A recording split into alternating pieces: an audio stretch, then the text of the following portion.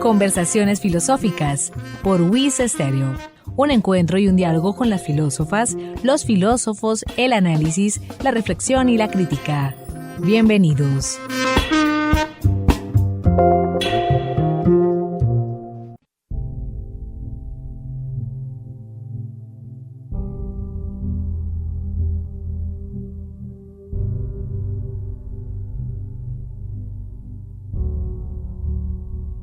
Amables oyentes, bienvenidos a Conversaciones Filosóficas desde la Escuela de Filosofía de la Universidad Industrial de Santander, un espacio de encuentro, de análisis y de diálogo con las filósofas, los filósofos, la reflexión y la crítica. Les habla Hernando Arias Niño, estudiante de Filosofía UIS, quien les acompañará en este espacio institucional de la Escuela de Filosofía, en el cual abordaremos problemas, autoras y autores de la filosofía. Sean ustedes bienvenidos a nuestro espacio.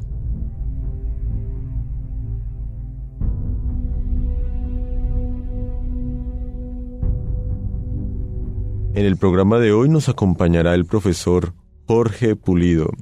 Mi estimado profesor Jorge, de verdad es una alegría inmensa poder contar nuevamente con tu participación.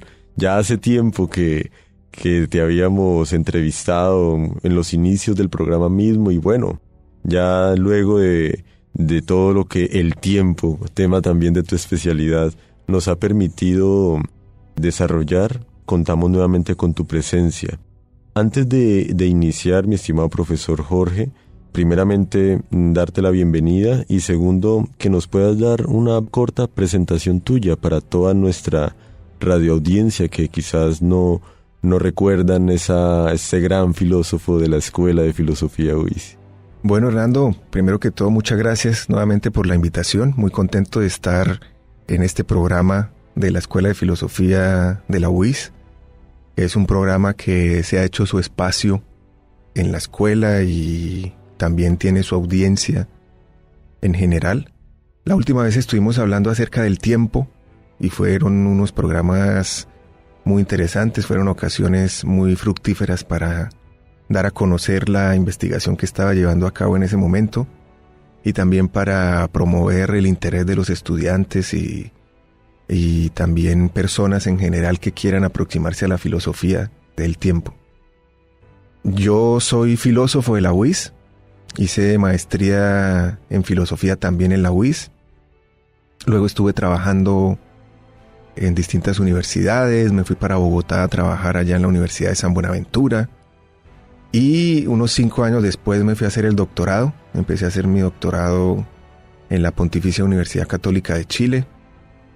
Y luego, queriendo hacer una doble titulación, me fui para Alemania. Pero ese proyecto no cristalizó, aunque estuve allá 2 años. Y pasé a la Universidad Complutense de Madrid, donde me matriculé, realicé los años de doctorado necesarios para la doble titulación con la Católica de Chile y finalmente me doctoré primero por la Pontificia Universidad Católica de Chile y luego por la Universidad Complutense de Madrid como doctor en filosofía. Mi investigación fue sobre el tiempo y lo que he hecho después de ese trabajo de doctorado ha sido tratar de construir un camino propio de temas que a mí me parecen relevantes para la filosofía y para la comunidad académica de la UIS, a partir de esos conocimientos que se ganaron en el doctorado y de toda esa profundización. Y el tema que nos reúne hoy, el tema de los sueños, es uno de esos temas en los que he encontrado la ocasión para aplicar y a la vez desarrollar el planteamiento de la tesis de doctorado sobre el tiempo en Aristóteles, en Kant y en Heidegger. Es esa diversidad misma que en la filosofía se halla y como bien comentas, también se estudia de manera ya propia. Uno empieza a marcar su propio camino, como bien nos has estado comentando, estimado profesor Jorge, y como bien mencionas, entramos en un tema interesante como lo es los sueños, fenomenología de los sueños más específicamente. Para iniciar en el programa del día de hoy, me permitiré leer una cita que dice lo siguiente: ¿cuántas veces me ha sucedido soñar de noche que estaba en este lugar, que me vestía, que estaba junto al fuego, aunque estuviera completamente desnudo en la cama? Meditaciones metafísicas, primera meditación. Mi estimado profesor Jorge, ¿por qué traer esta frase a colación y cómo relacionarla como un abrebocas en este tema que nos traes el día de hoy? Bien, la idea de hoy es conversar, como lo habías mencionado, sobre fenomenología de los sueños, específicamente sobre la posibilidad o imposibilidad de distinguir entre los sueños y la realidad. Y esta cita de Descartes de las meditaciones metafísicas, pues es una cita clásica en torno al tema, porque pone de presente una preocupación clásica e histórica de la filosofía. Es decir, ese texto cartesiano no lo tomamos solamente como un texto que es antesala de la conversación, sino como una especie de heraldo de lo que es un problema clásico de la filosofía y un problema acerca del cual una larga tradición que empieza con Platón y va probablemente hasta Husserl ha tenido en cuenta o se ha referido a esa dificultad de distinguir entre el sueño y la vigilia. Encontramos ya desde Platón el problema, cómo podemos distinguir las fantasías de la realidad, los sueños de la vigilia, y es un problema que no va a dejar descansar a los filósofos jamás, y todos ellos, especialmente los grandes metafísicos de Occidente, van a tener que referirse y van a tener que resolver el problema. Todavía Kant dice en la introducción a la crítica de la razón pura que es un escándalo para la filosofía el que no pueda distinguir entre la realidad y las apariencias, por ejemplo, las del mundo de los sueños.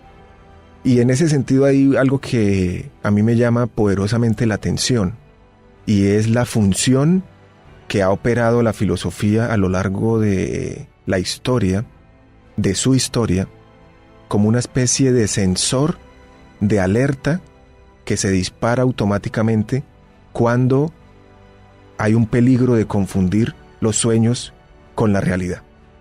Entonces esa función de la filosofía como una especie de sensor en relación con este problema me parece muy interesante, porque siempre que se presenta la posibilidad de confundir los sueños con la vigilia, la filosofía se ve empujada a acuñar una teoría para enseñarnos a distinguir con mucha más precisión hasta dónde llegan los sueños, y los sueños son, y cuál es el círculo específicamente demarcado de la vigilia, de nuestro estar despiertos, de lo que llamamos realidad.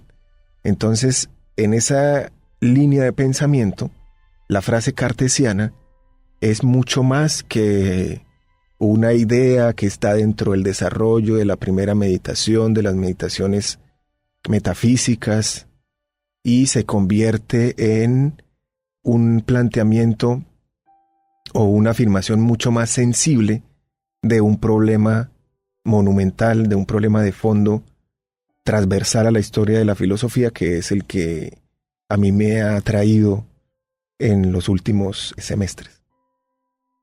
Hay varios temas, inclusive matices, que iremos desarrollando luego de la pausa, pero para dejar quizás como a nuestra radioaudiencia con una cuestión al pensamiento, una pregunta.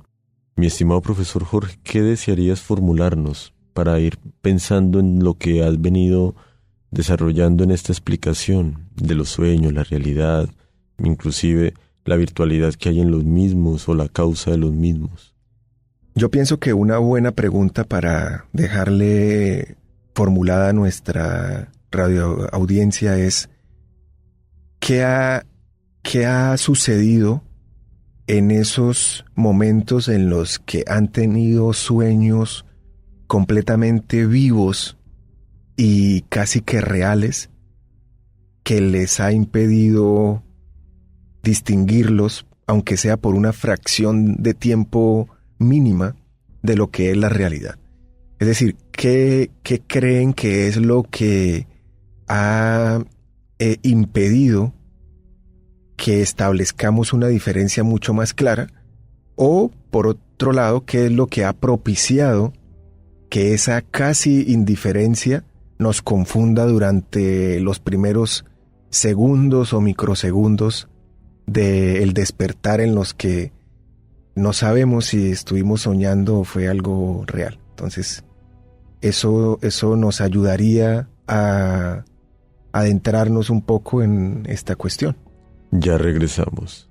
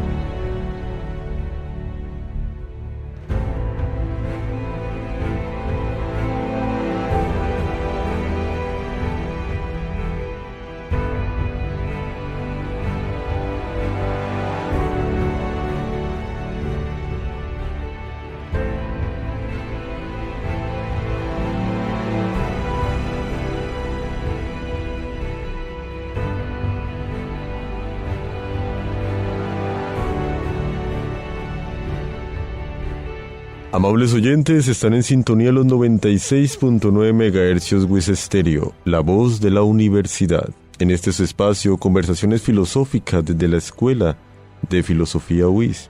En el programa de hoy, ¿por qué soñamos lo que soñamos?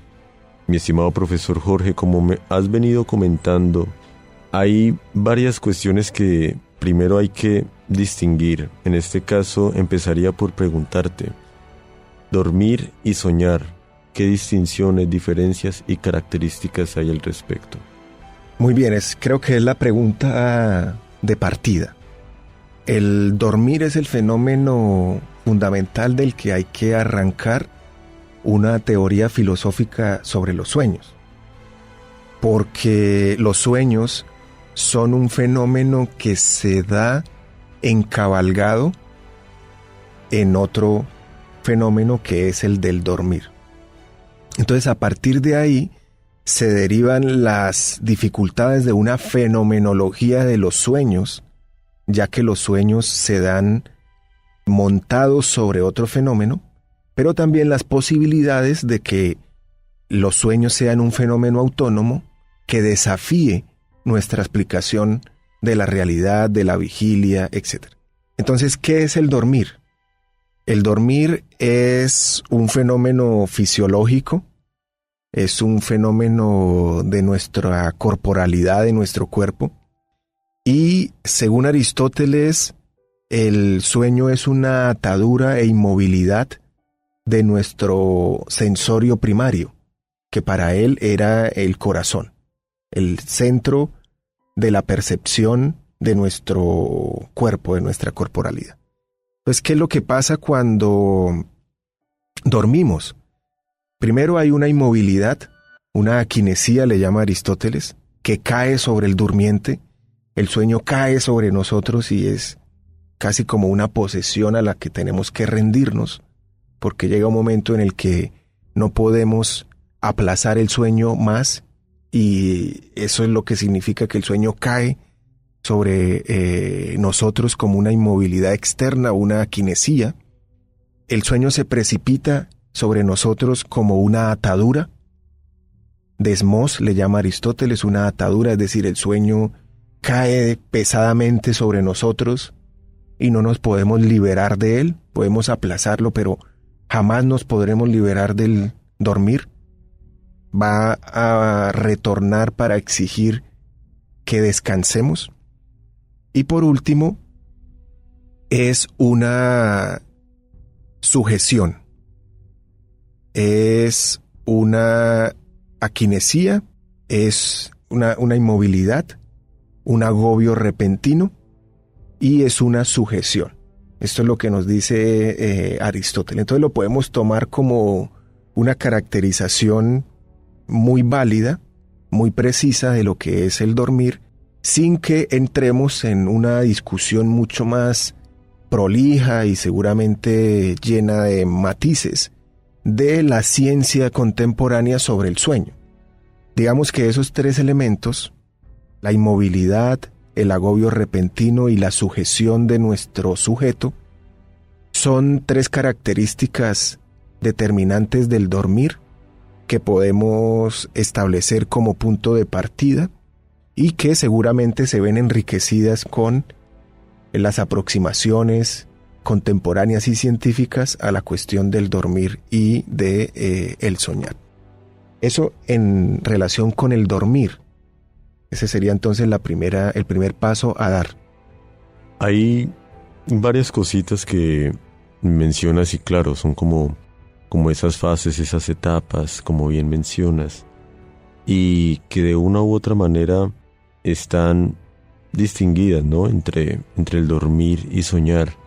Pero, ¿cómo entrar o sintonizar también lo que mencionabas hace poco y era la problematización que hay en la fenomenología a partir de los sueños? Es decir, hay dos conceptos que trabajas también alrededor del tema y es la fenomenicidad y la fenomenalización. ¿Cómo entender estos dos conceptos, estas dos nociones a luz de lo que vienes trabajando con todo el tema, claro, del dormir, del soñar, la virtualidad, lo incorpóreo, lo material? ¿Cómo entender estos dos conceptos? Bien, el hecho de que el fenómeno de los sueños se dé encabalgado sobre otro fenómeno que es el del dormir, y que el dormir suponga la inmovilidad, el agobio y la sujeción de nuestra subjetividad, presuponen un problema mayúsculo para la fenomenología. La idea básica de la fenomenología es que debemos ir a las cosas mismas y que debemos permitir que las cosas mismas se muestren por sí mismas y desde sí mismas. Y especialmente en la primera tradición fenomenológica, en Husserl y en otros discípulos suyos, se planteaba que ese darse por sí mismo y desde sí mismo del fenómeno era un darse a la conciencia constituyente de sentido. Claramente, como estamos dormidos, en el soñar no hay una conciencia constituyente de sentido despierta, que se pueda reclamar como el principio de la explicación fenomenológica. Entonces, ahí hay una dificultad importante porque no hay una conciencia constituyente, pero además en el dormir y en el soñar se revelan una serie de fenómenos que son un desafío para la fenomenología y en general podríamos decir incluso que para toda la historia de la filosofía. ¿Qué es? Ya dijimos qué es el dormir. Ahora, ¿qué es el soñar? El soñar es la imagen o la trama de imágenes que se presentan cuando estamos dormidos. Es decir, soñar es la trama de imágenes de un mundo que se dan cuando estamos inmóviles, en agobio y en sujeción por parte del dormir. Entonces, esto es lo que caracteriza inicialmente al sueño en su diferencia con el dormir. ¿Qué es lo que pasa entonces a nivel filosófico que hace que el sueño sea tan interesante y tan productivo para la reflexión? Esto tiene que ver con una aproximación a la historia de la filosofía y a la historia de la metafísica y con la búsqueda de fenómenos como el sueño que nos permitan ajustar esa visión de los fenómenos que puede ser muy estrecha desde el punto de vista de la filosofía. Pues, ¿qué nos dice la teoría filosófica sobre los sueños y sobre la realidad? La teoría filosófica establece unos criterios, un horizonte, un plano con unas coordenadas muy definidas para establecer lo que es un fenómeno. Y los sueños quedarían marginados de ese plano, de ese horizonte, y tendríamos que rechazarlos como fenómenos o dejarlos al margen como fenómenos que no pueden ser explicados. Ahora, cuando nosotros en esta aproximación encontramos que hay en la realidad del acto del soñar unos rasgos autónomos, legítimos, propios, como lo son el hecho de que los sueños siempre operan una ampliación o una contracción de las imágenes que provienen de la vigilia, o que hay un entrecruce entre el mundo de la vigilia y el mundo de los sueños, o finalmente que los sueños siempre avivan la dimensión afectiva, entonces encontramos unos rasgos que le proveen autonomía al sueño y que son difíciles de hacer compatibles con ese horizonte ya predefinido de la metafísica tradicional. Entonces, a ese horizonte es a lo que le llamamos la fenomenicidad, y a el darse efectivo a la realidad del acto del soñar es a lo que le llamamos su fenomenalización, es decir, su hacerse fenómeno. Entonces, cuando a través del análisis filosófico encontramos que el sueño efectivamente se da, que hay sueños y que se pueden explicar filosóficamente, entonces eso establece una relación crítica y problemática con lo que se ha definido como el horizonte en el que algo puede ser o no puede ser fenómeno. Hay varias, también, como bien mencionas, estimado profesor Jorge, varias cuestiones que se desarrollan y se tratan de comprender alrededor de la fenomenicidad y la fenomenización. Y claro, es el hecho de ver las etapas en que uno puede distinguir lo que bien has comentado, el soñar del dormir, lo que aparece o cómo se da, por un lado; por otro lado, lo que puede aparecer, la apariencia, como bien mencionabas, en el contenido del mismo, y que de una u otra manera está presente, está ahí, pero que, claro, hay varias cosas y por el tiempo que ya estamos casi que culminando, desearía que pudieras dar como ese mismo abrebocas al siguiente programa, como un mensaje para nuestra radioaudiencia de lo que se va a continuar dialogando, pero que queden pensando hasta la próxima transmisión.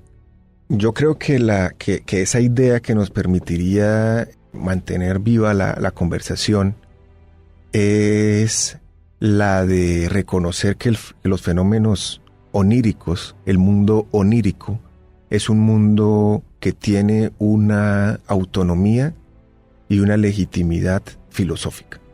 Es decir, que no hacen parte de la apariencia, sino que lo que probablemente esté mal es nuestra manera de enfocarlos. Es decir, que los sueños se deben analizar más como obras de arte que como fenómenos de la naturaleza.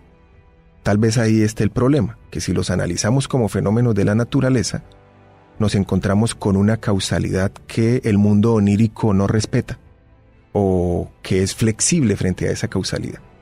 Entonces, lo importante es encontrar un modo de aproximación a el mundo onírico que nos permita que éste se muestre y que nos permita verlo como un escenario de problematización de muchos temas filosóficos muy vigentes todavía.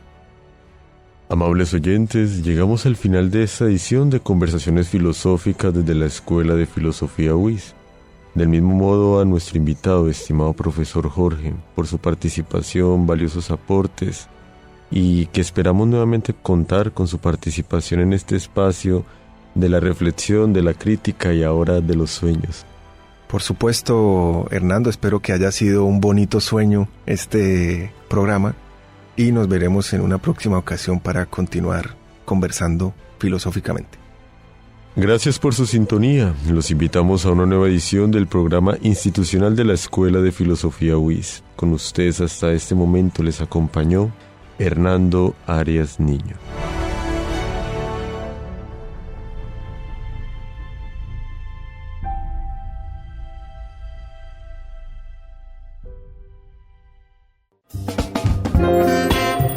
Emisora UIS presentó Conversaciones Filosóficas, espacio radial institucional de la Escuela de Filosofía UIS. Sintonícenos todos los lunes a las 11:30 am en los 96.9 MHz, UIS Estéreo, la voz de la universidad.